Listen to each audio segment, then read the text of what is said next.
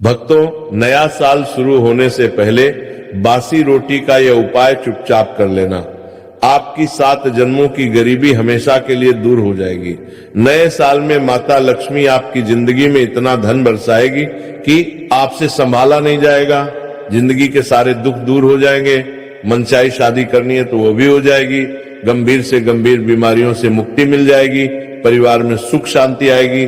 प्यारे साथियों, बासी रोटी का यह उपाय आपकी जिंदगी को पूरी तरह से बदल देगा और आने वाले नए साल में आपकी जिंदगी स्वर्ग से भी बेहतरीन बन जाएगी।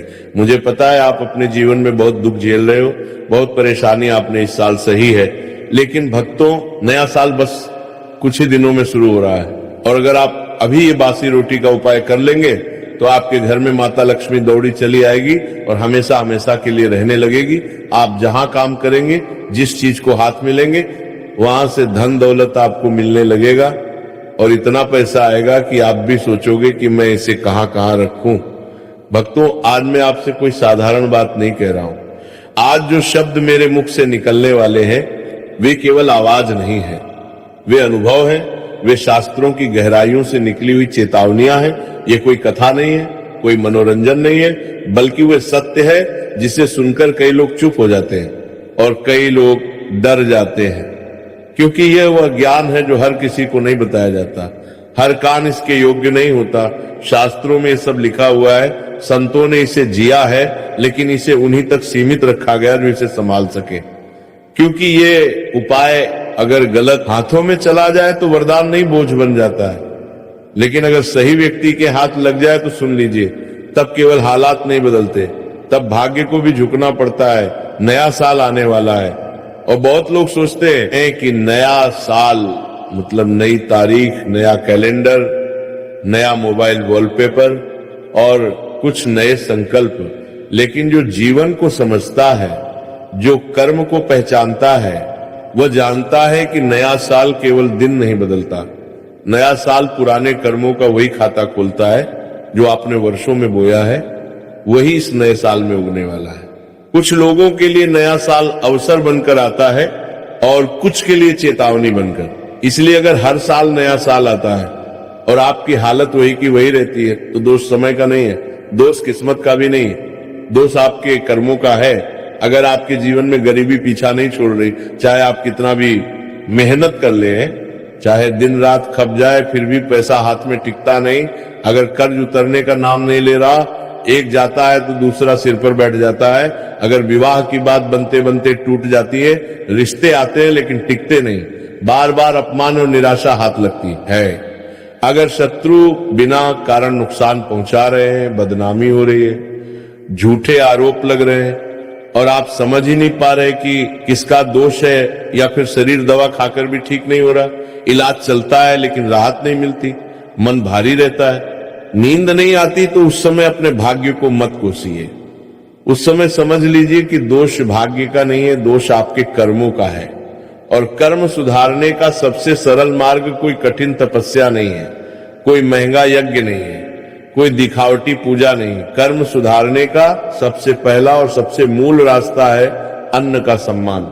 शास्त्र कहते हैं कि जिस व्यक्ति ने अन्न को समझ लिया उसने जीवन को समझ लिया, और जिसने अन्न का अपमान किया उसने अनजाने में अपने भाग्य का अपमान कर दिया। बासी रोटी शब्द को सुनते ही बहुत लोगों के मन में घृणा आती है। लोग इसे तुच्छ समझते हैं, बेकार समझते हैं, फेंक देने योग्य समझते हैं, लेकिन ध्यान से सुनने, बासी रोटी तुच्छ नहीं है, बासी रोटी तपस्या है, यह अन्न की परीक्षा है।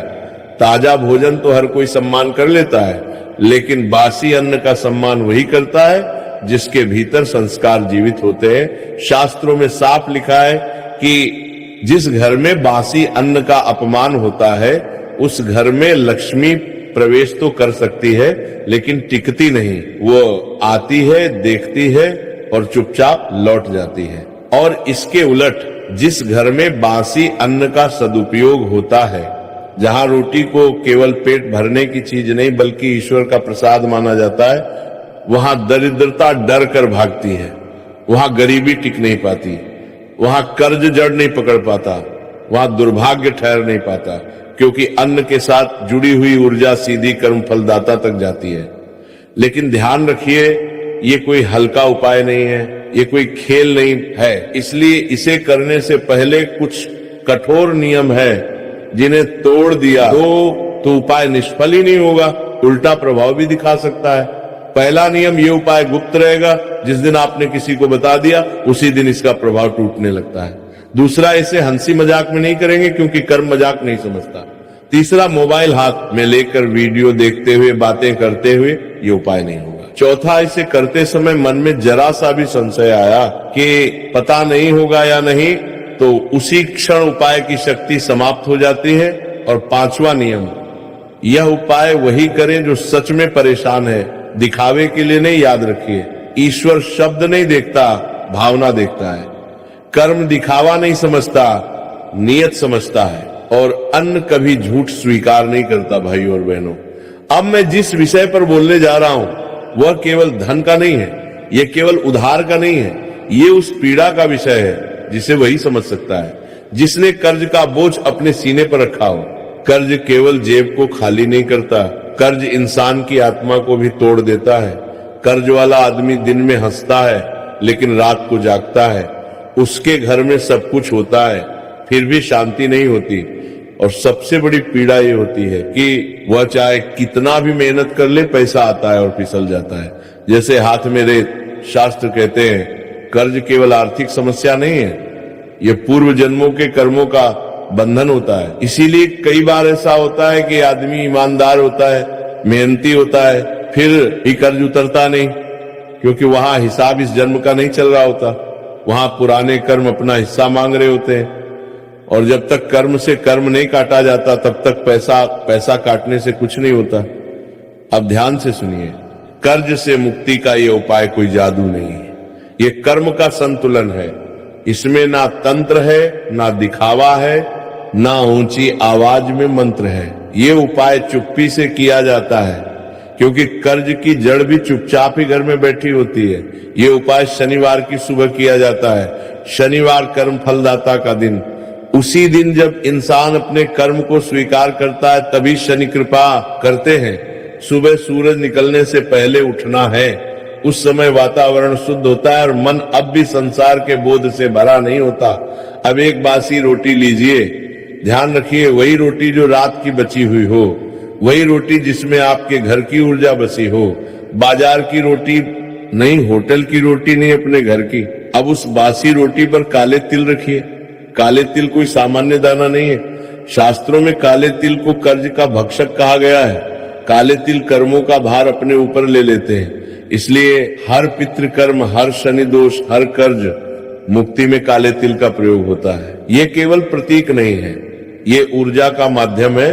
अब उस रोटी को लेकर घर से बाहर जाए, किसी को बताए बिना रास्ते में किसी से बात नहीं करनी है, मोबाइल हाथ में नहीं होना चाहिए। मन शांत रखें, सीधे पीपल के पेड़ के पास जाइए। पीपल वो वृक्ष है जहां पृथ्वी की नकारात्मक ऊर्जा खींचकर चली जाती है। पीपल के नीचे बैठा हुआ कर्म कभी खाली नहीं जाता। पीपल के नीचे उस बासी रोटी को रख दीजिए। और अब ध्यान से सुनिए, बोलना बहुत कम है, ऊंची आवाज में कुछ नहीं कहना, केवल मन ही मन या बहुत धीमे स्वर में इतना कहना है, हे कर्म फलदाता, मैंने जाने या अनजाने जो भी कर्म किए, उनके कारण जो बंधन मुझ पर चढ़ा है, उसे अब काट दीजिए। मैं कर्ज नहीं, कर्तव्य निभाना चाहता हूं।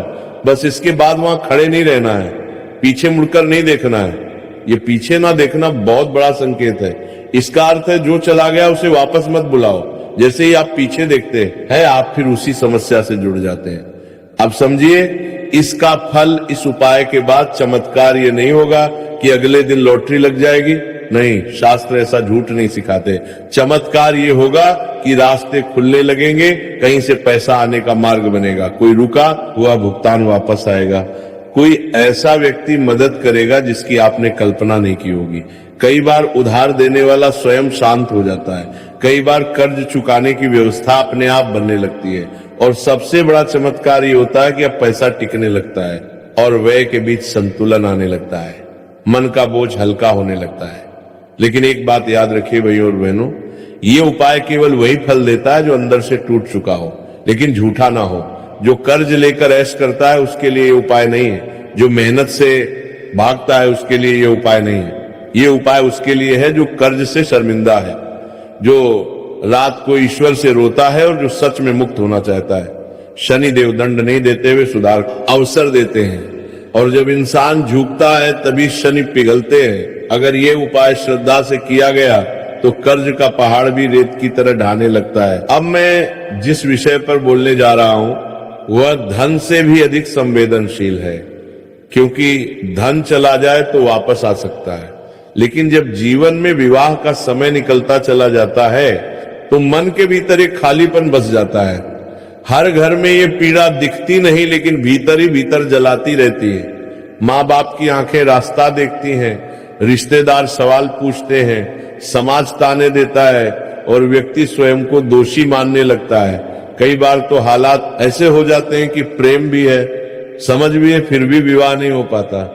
और कई बार सब कुछ ठीक होते हुए भी एक के बाद एक रिश्ता टूट जाता है। शास्त्र कहते हैं विवाह का रुकना कोई साधारण बात नहीं है, ये केवल उम्र का विषय नहीं है, ये कर्म और ग्रहों का संकेत होता है। जब पिछले जन्मों के वचन अधूरे रह जाते हैं, जब किसी का हृदय अनजाने में दुखाया जाता है, या जब परिवार की स्त्री पुरुष ऊर्जा में असंतुलन आ जाता है, तब विवाह योग बंध जाता है।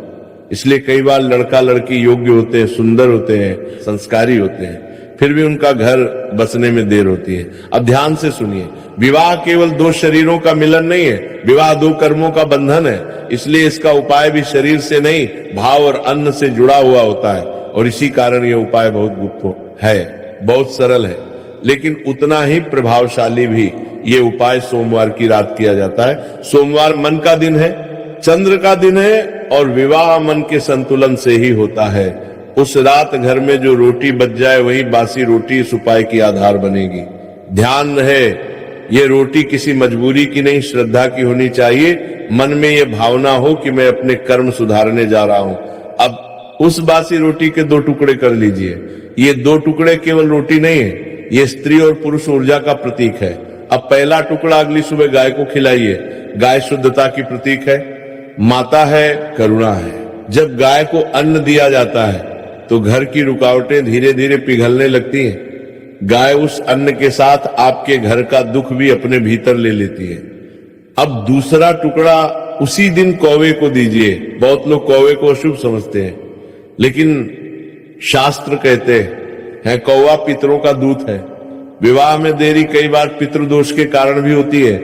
जब कौवे को अन्न दिया जाता है तो वह संदेश ऊपर तक ले जाता है कि यह व्यक्ति अपने कर्म सुधारना चाहता है, और जब पितृ प्रसन्न होते हैं तो विवाह के मार्ग अपने आप खुलने लगते हैं। अब यहाँ एक बहुत जरूरी बात समझ लीजिए, इस उपाय को करते समय कोई जल्दबाजी नहीं करनी है। मन में किसी विशेष व्यक्ति का नाम लेकर हाट नहीं करनी है। शास्त्र कहते हैं जब हम जिद करते हैं तब कर्म उलझता है। केवल इतना भाव रखें कि हे ईश्वर, जो मेरे लिए उचित हो वही शीघ्र मेरे जीवन में आए। इस उपाय के बाद जो परिवर्तन आते हैं वे धीरे आते हैं, लेकिन स्थायी होते हैं। अचानक बातचीत शुरू होती है, रुके हुए रिश्ते दोबारा सामने आते हैं, परिवार का मन बदलने लगता है, और कई बार जिस रिश्ते को आप असंभव मान चुके होते हैं वही सहज रूप से संभव हो जाता है। प्रेम विवाह के मामले में भी यही होता है। विरोध कम होने लगता है, घर का वातावरण नरम पड़ता है और बात टकराव से समाधान की ओर बढ़ती है। लेकिन भाइयों और बहनों, एक बात याद रखिए, ये उपाय किसी गलत संबंध को सही नहीं करता। ये किसी छल, किसी अनैतिक रिश्ते को बल नहीं देता। ये उपाय केवल उसी प्रेम को फल देता है जिसमें सम्मान हो, धैर्य हो और भविष्य की जिम्मेदारी उठाने की क्षमता हो। अगर नीयत साफ है तो रास्ता साफ होता है। और अंत में मैं यही कहूंगा, विवाह भागने से नहीं आता, विवाह दबाव से नहीं होता। विवाह तब होता है जब इंसान भीतर से तैयार हो जाता है। जब आप अन्न का सम्मान करते हैं तो ईश्वर आपके जीवन के सबसे बड़े बंधन को अपने हाथ से जोड़ देते हैं। अगर ये बात हृदय में उतर गई तो समझ लीजिए विवाह का समय दूर नहीं। भाइयों और बहनों, अब जो बात मैं कहने जा रहा हूं उसे सुनते समय मन में हलचल होगी। कुछ लोगों को ये बात भारी लगेगी, कुछ को डराएगी और कुछ को भीतर से झक छोड़ देगी, क्योंकि ये विषय केवल धन का नहीं है, ये दरिद्रता की आत्मा का विषय है। गरीबी केवल जेब की स्थिति नहीं होती, गरीबी एक अवस्था है, एक संस्कार है जो पीढ़ियों तक चलता है। आपने देखा होगा एक ही घर में जन्मे दो भाई, एक बहुत आगे बढ़ जाता है और दूसरा जीवन भर संघर्ष करता रहता है। वहां फर्क मेहनत का नहीं होता, वहां फर्क कर्म और अन्न के व्यवहार का होता है। शास्त्र बहुत स्पष्ट कहते हैं, दरिद्रता तब आती है जब लक्ष्मी नाराज नहीं बल्कि उदास हो जाती है, और लक्ष्मी तब उदास होती है जब घर में अन्न का अपमान होता है, श्रम का अपमान होता है और जो मिला है उसके लिए कृतज्ञता नहीं होती। बहुत लोग कहते हैं हम तो ईमानदार हैं फिर भी गरीब हैं, लेकिन शास्त्र कहते हैं ईमानदारी पर्याप्त नहीं होती, संस्कार भी चाहिए और संस्कार का पहला संकेत है अन्न के प्रतिभाव। अब ध्यान से सुनिए, बासी रोटी कोई साधारण चीज नहीं है, ये उस अन्न का अंतिम रूप है जिसने आपको जीवित रखा, ताकत दी और अब भी आपके घर में पड़ा है। ये अन्न की अंतिम परीक्षा है। ताजा भोजन का सम्मान तो हर कोई करता है, लेकिन बासी रोटी का सम्मान वही करता है जिसके भीतर लक्ष्मी को रोकने की पात्रता होती है। इसलिए संत कहते हैं बासी रोटी को फेंकने वाला व्यक्ति अनजाने में अपने भाग्य को फेंक देता है। अब इस उपाय को समझिए, लेकिन शब्दों से नहीं, भाव से समझिए। ये उपाय धन बुलाने का नहीं है, ये उपाय गरीबी को विदा करने का है, क्योंकि जब तक गरीबी जाती नहीं तब तक धन आता भी है तो ठहरता नहीं। ये उपाय गुरुवार या शनिवार की रात किया जाता है। ये रात इसीलिए चुनी जाती है क्योंकि रात मन की सच्चाई बाहर लाती है। दिन में इंसान झूठ बोल लेता है, लेकिन रात में उसका मन स्वयं से झूठ नहीं बोल पाता। उस रात घर में जो रोटी बच जाए वही बासी रोटी साधना का आधार बनेगी। ध्यान रखिए, इस रोटी को बोझ मत समझिए, इसे ऐसे देखिए जैसे आपके जीवन का संदेश वाहक हो। अब उस रोटी पर थोड़ा सा गुड़ रखिए। गुड़ केवल मिठास नहीं है, ये जीवन की कटुता को स्वीकार करने का प्रतीक है। ये संकेत है कि आप